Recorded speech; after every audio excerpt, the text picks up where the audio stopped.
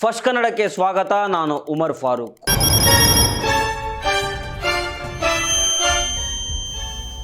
ರಾಜ್ಯ ರಾಜಕಾರಣದಲ್ಲಿ ಇವತ್ತೊಂದು ಹೊಸ ಇತಿಹಾಸ ಸೃಷ್ಟಿಯಾಗಿರೋದೇನೋ ನಿಜ. ಕೆಪಿಸಿಸಿ ಅಧ್ಯಕ್ಷರಾಗಿದ್ದ ಡಿ.ಕೆ. ಶಿವಕುಮಾರ್ ಅವರು ನೂತನ ಮುಖ್ಯಮಂತ್ರಿಯಾಗಿ ಅವರ ಜೊತೆ 13 ಮಂದಿ ಪ್ರಭಾವಿ ನಾಯಕರು ಸಚಿವರಾಗಿ ಭರ್ಜರಿಯಾಗಿ ಪ್ರಮಾಣ ವಚನವನ್ನು ಸ್ವೀಕಾರ ಮಾಡಿದ್ದಾರೆ.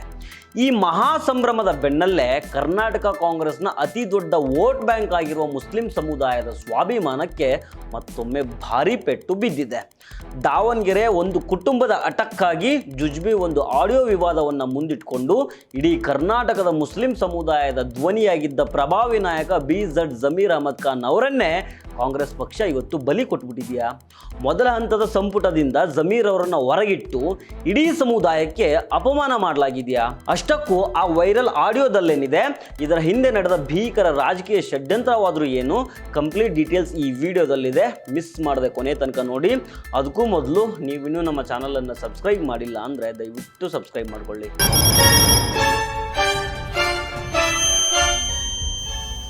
ಈ ಸಂಪುಟ ರಚನೆಯನ್ನು ಒಮ್ಮೆ ಸೂಕ್ಷ್ಮವಾಗಿ ಗಮನಿಸಿ. ದಲಿತ ಕೋಟಾದಿಂದ ಜಿ ಪರಮೇಶ್ವರ್ ಮಂತ್ರಿಯಾದರು. ಲಿಂಗಾಯತ ಕೋಟಾದಿಂದ MB ಪಾಟೀಲ್ ಪ್ರಮಾಣ ವಚನ ಸ್ವೀಕಾರ ಮಾಡಿದರು. ಒಕ್ಕಲಿಗರ ಕೋಟಾದಿಂದ ಕೃಷ್ಣ ಬೈರೇಗೌಡ ಮತ್ತು ವಾಲ್ಮೀಕಿ ಕೋಟಾದಿಂದ ಸತೀಶ್ ಜಾರಕಿಹೊಳಿ ಮಂತ್ರಿಮಂಡಲ ಸೇರ್ಕೊಂಡ್ರು. ಅಷ್ಟೇ ಯಾಕೆ, ಮೂರು ಮಂದಿ ಲಿಂಗಾಯತರು, ಒಕ್ಕಲಿಗರು ಮತ್ತು ದಲಿತ ನಾಯಕರಿಗೆ ಮಂತ್ರಿ ಸ್ಥಾನ ಸಿಕ್ಕಿದೆ. ಆದರೆ ಕಾಂಗ್ರೆಸ್ಸಿಗೋಸ್ಕರ ಜೀವ ತೆಗೆದು ಬೀದಿಯಿಂದ ವಿಧಾನಸೌಧದ ತನಕ ಮುಸ್ಲಿಮರ ಗಟ್ಟಿ ಧ್ವನಿಯಾಗಿ ಅಬ್ಬರಿಸ್ತಾ ಇದ್ದ ಜಮೀರ್ ಅಹಮದ್ ಖಾನ್ ಅವರಿಗೆ ಸಚಿವ ಸ್ಥಾನ ಯಾಕೆ ಸಿಗಲಿಲ್ಲ? ಮೊದಲ ಹಂತದ 13 ಮಂದಿ ಸಚಿವರಲ್ಲಿ ಕೇವಲ ಒಬ್ಬ ಮುಸ್ಲಿಂ ಮುಖಂಡನಿಗೆ ಮಾತ್ರ ಅವಕಾಶ ಕೊಟ್ಟು ಇಡೀ ಸಮುದಾಯವನ್ನು ಮೂಲೆ ಗುಂಪು ಮಾಡಿದ್ದು ಯಾವ ನ್ಯಾಯ ಸ್ವಾಮಿ? ಇನ್ನು ಮಹಿಳೆಯರಿಗಂತೂ ಮೊದಲ ಹಂತದಲ್ಲಿ ಅವಕಾಶನೇ ಸಿಕ್ಕಿಲ್ಲ. ಸಾಮಾಜಿಕ ನ್ಯಾಯ, ಅಹಿಂದ ಮತ್ತು ಮಹಿಳಾ ಪ್ರಾತಿನಿಧ್ಯದ ಬಗ್ಗೆ ಉದ್ದುದ್ದ ಭಾಷಣ ಬಿಗಿಯುವ ಕಾಂಗ್ರೆಸ್ನ ಅಸಲಿ ಹಣೆಬರ ಇವತ್ತು ಇಡೀ ರಾಜ್ಯದ ಕಣ್ಣೆದುರಿಗೆ ಬೆತ್ತಲಾಗಿ ನಿಂತ್ಕೊಂಡಿದೆ. ಜಮೀರ್ ಅಹಮದ್ ಖಾನ್ ಅವರು ಮುಸ್ಲಿಂ ಕೋಟಾದಿಂದ ಮೊದಲ ಕಂತಿನಲ್ಲೇ ಮಂತ್ರಿ ಆಗಬೇಕಿತ್ತಲ್ವಾ? ಅದಕ್ಕೆ ಅವರು ಎಲ್ಲ ರೀತಿಯಿಂದನೂ ಅರ್ಹರಾಗಿದ್ದರು. ಕರ್ನಾಟಕದ ಮುಸ್ಲಿಮರು ಒಗ್ಗಟ್ಟಿನಿಂದ ಜಮೀರ್ ಅವರನ್ನು ತಮ್ಮ ನಾಯಕ ಅಂತ ಒಪ್ಕೊಂಡಿದ್ದಾರೆ. ಇವತ್ತು ಕರ್ನಾಟಕದಲ್ಲಿ ಮುಸ್ಲಿಂ ಸಮುದಾಯ ಕಾಂಗ್ರೆಸ್ ಜೊತೆಗೆ ಗಟ್ಟಿಯಾಗಿ ನಿಲ್ಲೋದಕ್ಕೆ ಪ್ರಮುಖ ಕಾರಣವೇ BZ ಜಮೀರ್ ಅಹಮದ್ ಖಾನ್ ಅವರ ನಾಯಕತ್ವ. ಕಾಂಗ್ರೆಸ್ ನಾಯಕರೇ ಅಧಿಕಾರದ ಗದ್ದುಗೆ ಏರಿದ ತಕ್ಷಣ ಜಮೀರ್ ಅಹಮದ್ ಖಾನ್ ಮಾಡಿದ ಸಹಾಯವನ್ನೆಲ್ಲ ಇಷ್ಟು ಬೇಗ ಮರೆತು ಬಿಟ್ರಾ? ಇದು ನಿಷ್ಠಾವಂತ ನಾಯಕನಿಗೆ, ಕಾರ್ಯಕರ್ತರಿಗೆ ಬೆನ್ನಿಗೆ ಚೂರಿ ಹಾಕಿದಂತಾಗುತ್ತಲ್ವಾ? ಒಮ್ಮೆ ಇತಿಹಾಸ ತಿರುವು ನೋಡಿ. 2023ರ ಅಸೆಂಬ್ಲಿ ಎಲೆಕ್ಷನ್ನಲ್ಲಿ ಕರ್ನಾಟಕದ ಮುಸ್ಲಿಂ ಮತಗಳು ಸಾಮೂಹಿಕವಾಗಿ ಕಾಂಗ್ರೆಸ್ ಕಡೆಗೆ ವಾಲೋದಕ್ಕೆ ಮತ್ತು ಕಾಂಗ್ರೆಸ್ಸು ಸ್ಪಷ್ಟ ಬಹುಮತ ಪಡೆಯೋದಕ್ಕೆ ಇದೇ ಜಮೀರ್ ಅಹಮದ್ ಖಾನ್ ಕಾರಣ ಆಗಿರಲಿಲ್ವಾ? 2023ರ ಎಲೆಕ್ಷನ್ನಲ್ಲಿ ಜಮೀರ್ ಅಹಮದ್ ಖಾನ್ ತಾವು ಸ್ಪರ್ಧಿಸುವ ಚಾಮರಾಜಪೇಟೆ ವಿಧಾನಸಭಾ ಕ್ಷೇತ್ರಕ್ಕೆ ಪ್ರಚಾರಕ್ಕೆ ಅಂತ ಹೋಗಿದ್ದು ಕೇವಲ ಒಂದೇ ಒಂದು ದಿನ ಅಷ್ಟೇ. ಬಾಕಿ ಸಮಯವನ್ನು ಅವರು ಕಾಂಗ್ರೆಸ್ ಪಕ್ಷಕ್ಕಾಗಿ ಮುಡಿಪಾಗಿಟ್ಟರು. ಸುಮಾರು 150 ವಿಧಾನಸಭಾ ಕ್ಷೇತ್ರಗಳಲ್ಲಿ ಪ್ರಚಾರ ಮಾಡ್ಕೊಂಡು ಬಂದರು. ಜಮೀರ್ ಸಾಮರ್ಥ್ಯ ಅರ್ಥ ಮಾಡ್ಕೊಂಡಿದ್ದ ಕಾಂಗ್ರೆಸ್ನ ಹೈಕಮಾಂಡು ಅವರ ಸುತ್ತಾಟಕ್ಕೆ ಒಂದು ಹೆಲಿಕಾಪ್ಟರ್ ಕೂಡ ಅರೇಂಜ್ ಮಾಡಿಕೊಟ್ಟಿತ್ತು. ಆಗ ಜಮೀರು ತಾವೊಬ್ಬ ಮಾಸ್ ಲೀಡರ್ ಅನ್ನೋದನ್ನು ಸಾಬೀತು ಮಾಡಿದರು. ಕೇವಲ ಅಸೆಂಬ್ಲಿ ಅಷ್ಟೇ ಅಲ್ಲ, ಇತ್ತೀಚಿನ ಉಪಚುನಾವಣೆಗಳಲ್ಲೂ ಜಮೀರ್ ಅಹಮದ್ ಖಾನ್ ತನುಮನದಿಂದ ಕಾಂಗ್ರೆಸ್ ಪಕ್ಷಕ್ಕಾಗಿ ದುಡಿದಿದ್ದಾರೆ. ಚನ್ನಪಟ್ಟಣ ಉಪಚುನಾವಣೆಯಲ್ಲಿ ಖುದ್ದು HD ಕುಮಾರಸ್ವಾಮಿ ಅವರ ಮಗನ ವಿರುದ್ಧನೇ ಸವಾಲೆಸೆದು ನಿಂತವರು ಯಾರು ಸ್ವಾಮಿ? ಶಿಗ್ಗಾಂವಿ ಬೈ ಎಲೆಕ್ಷನ್ನಲ್ಲಿ ಮಾಜಿ ಮುಖ್ಯಮಂತ್ರಿ ಮಗನ ಎದುರು ಮುಸ್ಲಿಂ ಅಭ್ಯರ್ಥಿಯನ್ನು ನಿಲ್ಲಿಸಿ ಹಗಲಿರುಳು ಶ್ರಮಿಸಿ ಕಾಂಗ್ರೆಸ್ ಧ್ವಜ ಆರಿಸಿದವರು ಯಾರು? ಅಷ್ಟೇ ಯಾಕೆ, ದಾವಣಗೆರೆ ಬೈ ಎಲೆಕ್ಷನ್ನಲ್ಲಿ ಕಾಂಗ್ರೆಸ್ ಅಭ್ಯರ್ಥಿ ಗೆಲ್ಲೋದಕ್ಕೆ ಮತ್ತು ನೆರೆ ರಾಜ್ಯ ಕೇರಳದ ಎಲೆಕ್ಷನ್ನಲ್ಲೂ ಮುಸ್ಲಿಂ ಬಾಹುಳ್ಯದ ಕ್ಷೇತ್ರಗಳಲ್ಲಿ ಮಿಂಚಿನ ಸಂಚಾರ ನಡೆಸಿ ಅಲ್ಲಿ UDF ದಿಗ್ವಿಜಯ ಸಾಧಿಸೋದಕ್ಕೆ ಜಮೀರ್ ಅಹಮದ್ ತಮ್ಮದೇ ಆದ ಕೊಡುಗೆಯನ್ನು ಕೊಟ್ಟಿದ್ದಾರೆ. ಇಷ್ಟೆಲ್ಲ ಪಕ್ಷಕ್ಕೋಸ್ಕರ ಹಗಲಿರುಳು ದುಡಿದ ನಾಯಕನಿಗೆ ಇವತ್ತು ಕಾಂಗ್ರೆಸ್ ಪಕ್ಷ ಕೊಟ್ಟ ಬಹುಮಾನ ಏನು? ದ್ರೋಹ, ವಂಚನೆ ಮತ್ತು ರಾಜಕೀಯವಾಗಿ ಮೂಲೆಗುಂಪು. ಅಷ್ಟಕ್ಕೂ ಜಮೀರ್ ಅಹಮದ್ ಅವರ ಸಚಿವ ಸ್ಥಾನ ಕೈ ತಪ್ಪೋದಕ್ಕೆ ಕಾರಣ ಆಗಿದ್ದು ದಾವಣಗೆರೆ ದಕ್ಷಿಣ ಉಪಚುನಾವಣೆಗೆ ಸಂಬಂಧಪಟ್ಟ ಒಂದು ವೈರಲ್ ಆಡಿಯೋ. ಸಾಮಾಜಿಕ ಜಾಲತಾಣವಾದ Xನ ಕನ್ನಡ ಕಾಕ್ರೋಚ್ ಅನ್ನೋ ಖಾತೆಯಲ್ಲಿ ಆಡಿಯೋ ಕ್ಲಿಪ್ ಒಂದು ಭಾರಿ ಸದ್ದು ಮಾಡ್ತಾ ಇದೆ.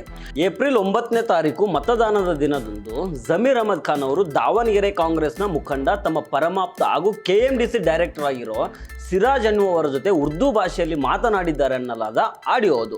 ಅದರಲ್ಲೇನಿದೆ ಗೊತ್ತಾ? ದಾವಣಗೆರೆಯಲ್ಲಿ ಮುಸ್ಲಿಂ ಸಮುದಾಯದ ಮತಗಳು ಕಾಂಗ್ರೆಸ್ ಅಭ್ಯರ್ಥಿ ಸಮರ್ಥ್ ಅವರಿಗೆ ಬೀಳಬಾರ್ದು, ಬದಲಾಗಿ ಪಕ್ಷೇತರ ಅಭ್ಯರ್ಥಿಗೆ ಬೀಳಬೇಕು.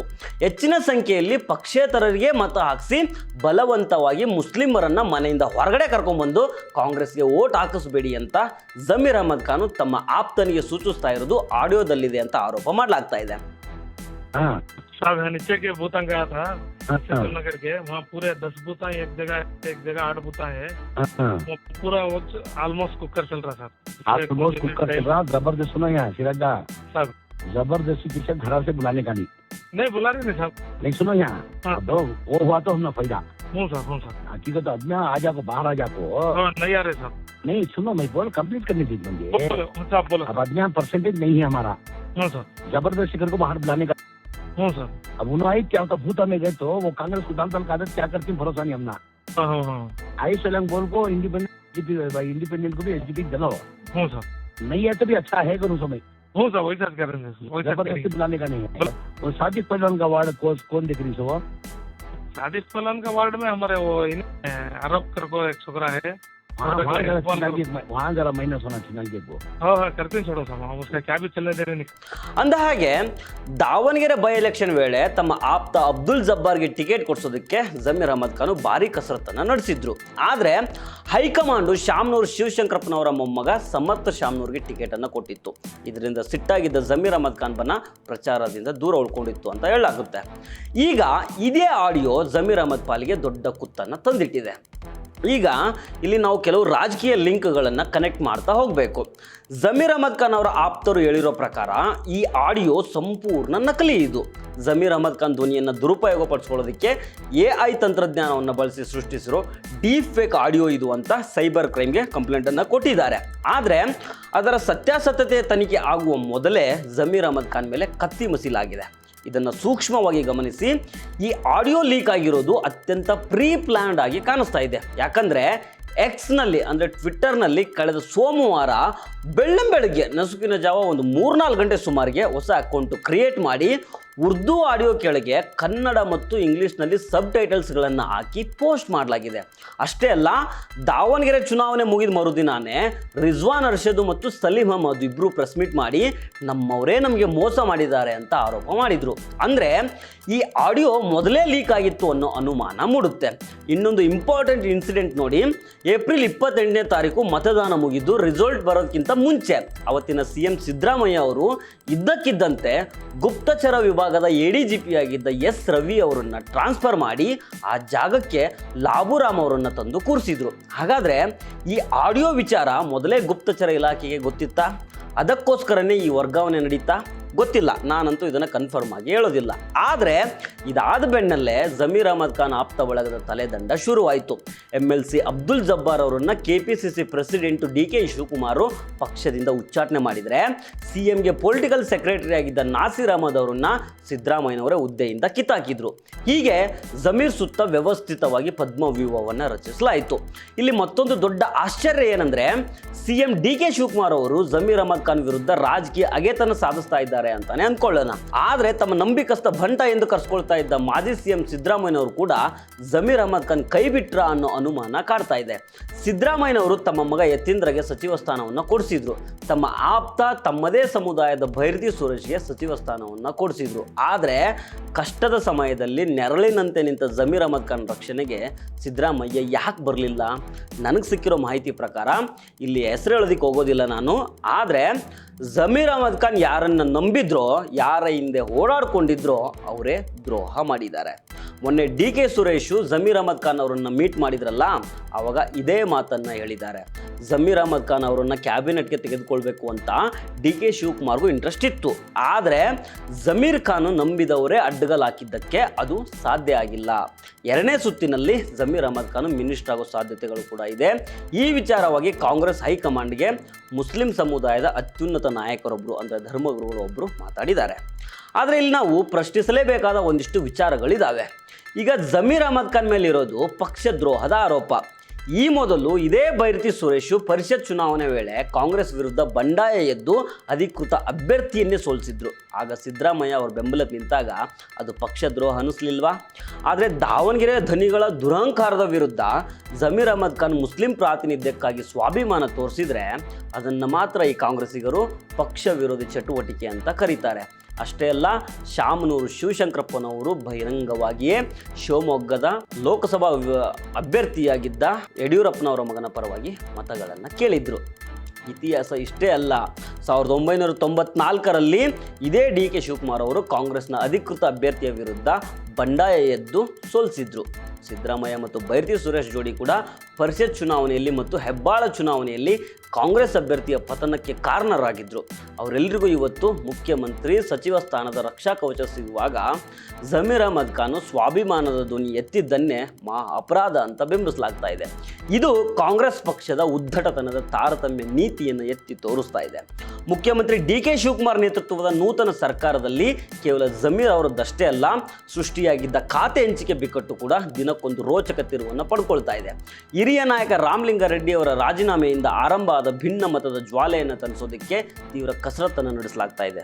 ಇದರ ಬೆನ್ನಲ್ಲೇ ಆಹಾರ ಖಾತೆ ಸಿಕ್ಕಿದ್ದಕ್ಕೆ ಬಹಿರಂಗವಾಗಿ ಅಸಮಾಧಾನ ಹೊರಹಾಕಿದ್ದ ಹಿರಿಯ ಸಚಿವ KH ಮುನಿಯಪ್ಪ ಅವರ ಮುನಿಸು ಸದ್ಯ ಶಮನಗೊಂಡಿದೆ. ತಾವು 8 ಬಾರಿ ಗೆದ್ದಿದ್ರು ಜನರ ನೇರ ಸೇವೆಗೆ ಅವಕಾಶ ಇಲ್ಲದ ಆಹಾರ ಖಾತೆ ನೀಡಲಾಗಿದೆ ಅಂತ ಕೆಂಡಕಾರಿದ್ದ ಮುನಿಯಪ್ಪ ಅವರ ಮನವೊಲಿಸುವಲ್ಲಿ ಕಾಂಗ್ರೆಸ್ ಹೈಕಮಾಂಡ್ ಯಶಸ್ವಿಯಾಗಿದೆ. ಬೆಂಗಳೂರಿಗೆ ಬಂದಿದ್ದ AICC ನಾಯಕ ರಾಹುಲ್ ಗಾಂಧಿ ವಿಮಾನ ನಿಲ್ದಾಣದ VIP ಲಾಂಜ್ನಲ್ಲಿ ಮುನಿಯಪ್ಪ ಅವರ ಜೊತೆಗೆ ನೇರವಾಗಿ ಮಾತಾಡಿ ಸಮಾಧಾನ ಮಾಡಿದ್ದಾರೆ. ರಾಹುಲ್ ಗಾಂಧಿ ಅವರ ಭರವಸೆಯ ಬಳಿಕ ನಾನು ಸಂತೋಷವಾಗಿದ್ದೇನೆ ಅಂತ ಮುನಿಯಪ್ಪನವರು ವರಸೆಯನ್ನು ಬದಲು ಮಾಡಿದ್ದಾರೆ. ಈ ಕುರಿತು ಪ್ರತಿಕ್ರಿಯೆ ಕೊಟ್ಟಿರುವ CM DK ಶಿವಕುಮಾರ್ ಮುನಿಯಪ್ಪಗೆ ಯಾವ ಖಾತೆ ಕೊಟ್ಟರು ಸಮರ್ಥವಾಗಿ ಕೆಲಸ ಮಾಡ್ತಾರೆ ಅಂತ ವಿಶ್ವಾಸ ವ್ಯಕ್ತಪಡಿಸಿದ್ದಾರೆ. ಇನ್ನೊಂದು ಕಡೆ ಮುನಿಯಪ್ಪ ಅವರ ಮುನಿಸು ತನಗಾಗಿದ್ರೆ ಮತ್ತೊಂದು ಕಡೆ ಸಚಿವ KJ ಜಾರ್ಜ್ ಅವರ ಬೇಡಿಕೆಯಂತೆ KPCL MD ಹುದ್ದೆಗೆ ರಾಜೇಂದ್ರ ಚೋಳನ್ ಅವರ ನೇಮಕಾತಿ ಆದೇಶವನ್ನು ಹಿಂಪಡೆದು ಗೌರವ್ ಗುಪ್ತಾ ಅವರನ್ನೇ ಮುಂದುವರಿಸೋದಕ್ಕೆ ಸರ್ಕಾರ ನಿರ್ಧಾರ ಮಾಡಿರೋದ್ರಿಂದ KJ ಜಾರ್ಜು ಸದ್ಯ ನಿರಾಳರಾಗಿದ್ದಾರೆ ಅಂತ ಹೇಳಲಾಗ್ತಾ ಇದೆ. ಆದರೆ ಜಮೀರ್ ಅಹಮದ್ ಖಾನ್ ಅವರಿಗೆ ಸಚಿವ ಸ್ಥಾನ ನೀಡದಿದ್ದಕ್ಕೆ ಅವರ ಬೆಂಬಲಿಗರು ಮತ್ತು ಮುಸ್ಲಿಂ ಸಮುದಾಯದ ಮುಖಂಡರು ಇಡೀ ರಾಜ್ಯಾದ್ಯಂತ ಸಿಡಿದೆದ್ದಿದ್ದಾರೆ. ಬೆಂಗಳೂರಿನ ಫ್ರೀಡಂ ಪಾರ್ಕ್ ಮಾತ್ರ ಅಲ್ಲದೆ ಚಿಕ್ಕಮಗಳೂರು, ಹುಬ್ಬಳ್ಳಿ, ವಿಜಯನಗರ, ಮಂಡ್ಯ, ಹಾವೇರಿ, ದಾವಣಗೆರೆ, ತುಮಕೂರು ಹಾಗೂ ಕೊಪ್ಪಳ ಸೇರಿದಂತೆ ರಾಜ್ಯದ ಬಹುತೇಕ ಜಿಲ್ಲೆಗಳಲ್ಲಿ ಜಮೀರ್ ಬೆಂಬಲಿಗರು ಭಾರೀ ಪ್ರತಿಭಟನೆಯನ್ನು ನಡೆಸಿದ್ದಾರೆ. ಜಮೀರ್ ಅಹಮದ್ ಖಾನ್ ಅವರಿಗೆ ಉಪಮುಖ್ಯಮಂತ್ರಿ ಸ್ಥಾನ ನೀಡಬೇಕು ಅಂತ ಒತ್ತಾಯಿಸ್ತಾ ಇದ್ದಾರೆ. ಜಮೀರ್ ವಿರುದ್ಧ ವೈರಲ್ ಆಗಿರೋ ಆಡಿಯೋ ಹಿಂದೆ ದೊಡ್ಡ ರಾಜಕೀಯ ಷಡ್ಯಂತ್ರ ಅಡಗಿದೆ. ಸುಮಾರು 80 ಲಕ್ಷ ಜನಸಂಖ್ಯೆ ಇರುವ ಮುಸ್ಲಿಂ ಸಮಾಜಕ್ಕೆ ಅನ್ಯಾಯ ಆದರೆ ನಾವು ಸಹಿಸಿಕೊಳ್ಳೋದಿಲ್ಲ. ಕಾಂಗ್ರೆಸ್ ಪಕ್ಷ ಮುಸ್ಲಿಂ ಸಮುದಾಯವನ್ನ ಬರೀ ವೋಟ್ ಬ್ಯಾಂಕ್ ಆಗಿ ಮಾತ್ರ ಬಳಸ್ಕೊಳ್ತಾ ಇದೆ ವಿನಃ ಅವರ ಹಿತ ಕಾಯ್ತಿಲ್ಲ. 2ನೇ ಹಂತದ ಸಂಪುಟದಲ್ಲಾದರೂ ಜಮೀರ್ ಅಹಮದ್ ಖಾನ್ ಅವರಿಗೆ ಉಪಮುಖ್ಯಮಂತ್ರಿ ಸ್ಥಾನ ನೀಡದಿದ್ರೆ ಮುಂಬರುವ ಎಲೆಕ್ಷನ್ಗಳಲ್ಲಿ ಕಾಂಗ್ರೆಸ್ಗೆ ತಕ್ಕ ಪಾಠ ಕಲಿಸೋದು ಖಚಿತ ಅಂತ ಮುಸ್ಲಿಂ ಮುಖಂಡರು ಬಹಿರಂಗವಾಗಿಯೇ ಎಚ್ಚರಿಕೆಯನ್ನ ಕೊಟ್ಟಿದ್ದಾರೆ. ಸರ್ದಾರ್ ಸೇವಾಲಾಲ್ ಮಹಾರಾಜ್ ಸ್ವಾಮೀಜಿ, ಬಂಜಾರ ಗುರುಪೀಠದ ಸ್ವಾಮೀಜಿಗಳು ಕೂಡ ಇವತ್ತು ಜಮೀರ್ ಅಹಮದ್ ಅವರನ್ನ ಬೆಂಬಲ ಕೊಡಲಿಕ್ಕೆ ಇವತ್ತು ಇಲ್ಲಿ ಬಂದಿದ್ದಾರೆ. ಹಾಗಾಗಿ ಜಮೀರ್ ಅಹಮದ್ ಖಾನ್ ಅವರು ಬರೀ ಮಂತ್ರಿ ಅಲ್ಲ, ಉಪಮುಖ್ಯಮಂತ್ರಿ ನಮ್ಮ ಬೇಡಿಕೆ ಅಲ್ಲ. ಬರುವಂಥ ದಿನಮಾನದಲ್ಲಿ ಜಮೀರ್ ಅಹಮದ್ ಖಾನ್ ಅವರು ಈ ರಾಜ್ಯದ ಮುಖ್ಯಮಂತ್ರಿ ಆಗಬೇಕು ಅಂತ ಹೇಳಲಿಕ್ಕೆ ಘಂಟಾಘೋಷವಾಗಿ ನಾನು ಹೇಳಿದ್ದೇನೆ. 1,40,00,000 ಮುಸಲ್ಮಾನರು ಕರ್ನಾಟಕ ರಾಜ್ಯದಲ್ಲಿ ಇದ್ದಾರೆ ಮತ್ತು 2 ಕೋಟಿ ದಲಿತರು ಈ ರಾಜ್ಯದಲ್ಲಿ ಇದ್ದಾರೆ. ನಾಚಿಕೆ ಆಗಬೇಕು ನಮಗೆಲ್ಲರಿಗೂ ಕೂಡ. ದಲಿತರನ್ನ ಮತ್ತು ಮುಸಲ್ಮಾನರನ್ನ ಇಲ್ಲಿವರೆಗೂ ಕೂಡ ಮುಖ್ಯಮಂತ್ರಿಯನ್ನ ಮಾಡಿಲ್ಲ. ಇವತ್ತು ಜಮೀರ್ ಅಹಮದ್ ಖಾನ್ ಪಠಾಣ್ ಅವರು ದಾವಣಗೆರೆಗೆ ಅವರು ಬರಲಿಲ್ಲ ಅಂದರೆ ಯಾವುದೇ ಕಾರಣಕ್ಕೂ ಕೂಡ ಕಾಂಗ್ರೆಸ್ ಗೆಲ್ತಿರಲಿಲ್ಲ. ಇನ್ನೊಂದು ಕಡೆ ಮೊದಲ ಪಟ್ಟಿಯಲ್ಲಿ ಸಚಿವರಾದವರಿಗೆ ಖಾತೆಯ ಚಿಂತೆ ಆದರೆ ಉಳಿದ ಶಾಸಕರಿಗೆ 2ನೇ ಪಟ್ಟಿಯಲ್ಲಿ ಸಚಿವ ಸ್ಥಾನ ಗಿಟ್ಟಿಸಿಕೊಳ್ಳುವ ಆತುರ ಶುರುವಾಗಿದೆ. ದಿನೇಶ್ ಗುಂಡೂರಾವ್, ಸಂತೋಷ್ ಲಾಡು, HK ಪಾಟೀಲ್, ಮಧು ಬಂಗಾರಪ್ಪ ಸೇರಿದಂತೆ ಪ್ರಮುಖರು ಮಂತ್ರಿಗಿರಿಯ ನಿರೀಕ್ಷೆಯಲ್ಲಿದ್ದಾರೆ. ಮೊದಲ ಪಟ್ಟಿಯಲ್ಲಿ ಮಹಿಳೆಯರಿಗೆ ಸ್ಥಾನ ಸಿಗದ ಹಿನ್ನೆಲೆಯಲ್ಲಿ ಶಾಸಕಿ ಲಕ್ಷ್ಮೀ ಹೆಬ್ಬಾಳ್ಕರ್ AICC ಅಧ್ಯಕ್ಷ ಮಲ್ಲಿಕಾರ್ಜುನ್ ಖರ್ಗೆ ನಿವಾಸಕ್ಕೆ ಭೇಟಿ ನೀಡಿದರೆ ಮಾಜಿ ಸಚಿವೆ ಉಮಾಶ್ರೀ ಕೂಡ ರೇಸ್ನಲ್ಲಿದ್ದಾರೆ. ಶಾಸಕರ ಈ ಚಾತಕ ಪಕ್ಷಿ ವರಸೆಯನ್ನು ವಿರೋಧ ಪಕ್ಷಗಳು ಲೇವಡಿ ಮಾಡ್ತಾ ಇದ್ದಾವೆ.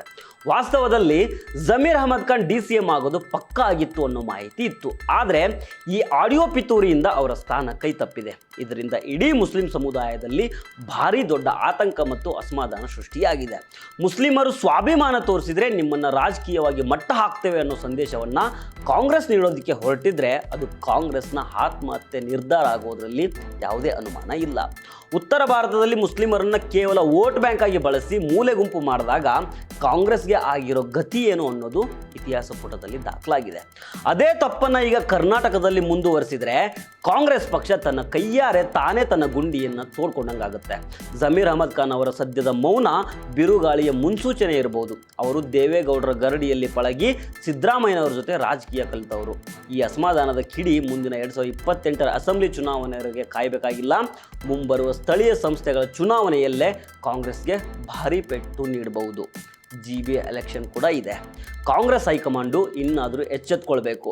ಆಗಿರೋ ತಪ್ಪುಗಳನ್ನು ತಕ್ಷಣ ಸರಿಪಡಿಸ್ಕೊಳ್ಳದಿದ್ದರೆ ಈ ಸರ್ಕಾರ ಇವತ್ತು ಆರಂಭಿಸಿದ ಹೊಸ ಅಧ್ಯಾಯವೇ ಅದರ ಪತನದ ಆರಂಭದ ಅಧ್ಯಾಯ ಕೂಡ ಆಗಬಹುದು. ಇದರ ಬಗ್ಗೆ ನೀವೇನಂತೀರಾ? ಜಮೀರ್ ಅಹಮದ್ ಖಾನ್ ಅವರಿಗೆ ಸಚಿವ ಸ್ಥಾನ ತಪ್ಪಿಸಿದ್ದು ನ್ಯಾಯನಾ?